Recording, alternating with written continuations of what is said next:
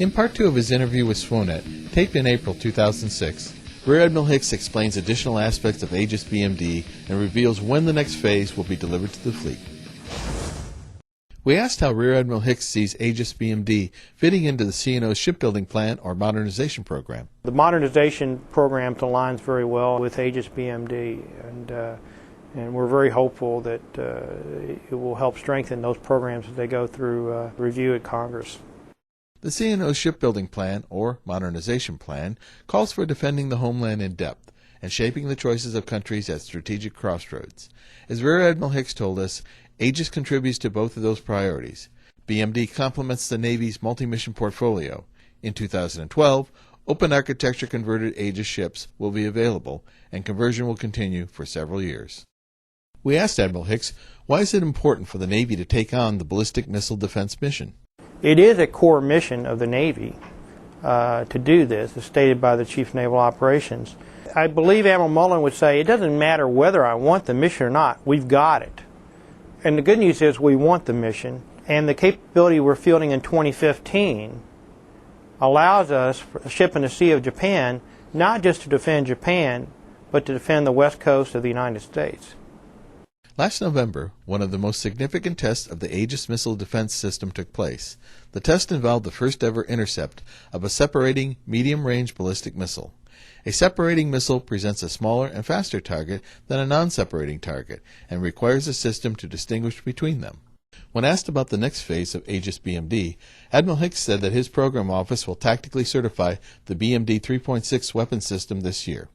BMD 3.6 offers the Navy the capability to perform Aegis BMD and AAW simultaneously. The June FTM-10 missile test was a success, and the certification of the 3.6 weapon system load will take place in August. The Block 1A missile will go into production in the fall and will be in some ships by December. Also in December, the FTM-11 missile test will occur, which involved testing near-simultaneous BMD and AAW engagements. You can expect to see approximately over 20 of the Block 1As produced between now and the end of 2007. Japan is also buying this capability for their Aegis ships, and we expect those ships to start undergoing upgrades in the 2007 timeframe. The next capability will arrive in BMD 4.0, which will arrive in 2010 to the fleet. That will also coincide with the arrival of the new Block 1B missile, SM-3 Block 1B. Deploying BMD at sea provides a dramatic deterrent and war-winning capability. Admiral Hicks pointed out that Aegis BMD is a standalone system, but is also part of the nation's Ballistic Missile Defense System, or BMDS. BMDS also comprises weapons such as the Ground-Based Mid-Course Defense Interceptor and the Terminal High-Altitude Area Defense System. In many cases today, Aegis BMD is often the first and maybe the only weapon needed to fire.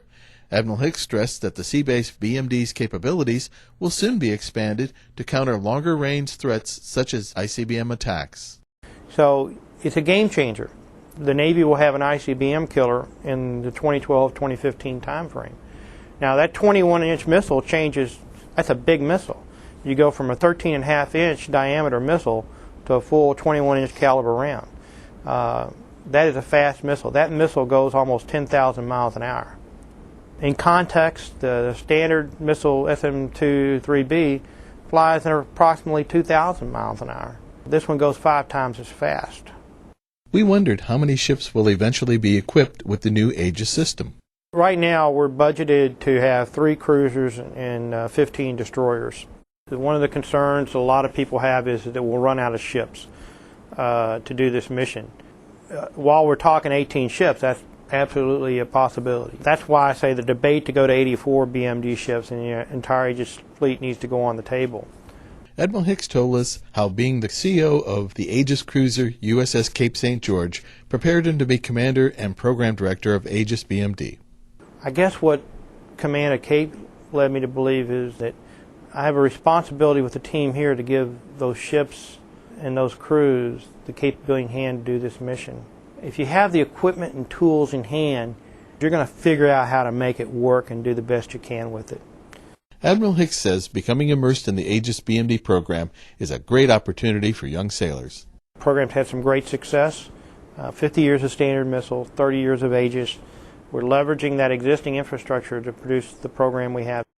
For a young guy out there today, working it on a combatant commander staff, a numbered fleet staff, or battle group staff, pretty neat stuff to be engaged in. We wish to thank Admiral Hicks for sharing with us the milestones achieved by the highly successful Aegis BMD program and explaining how the program will impact SWOs in the future.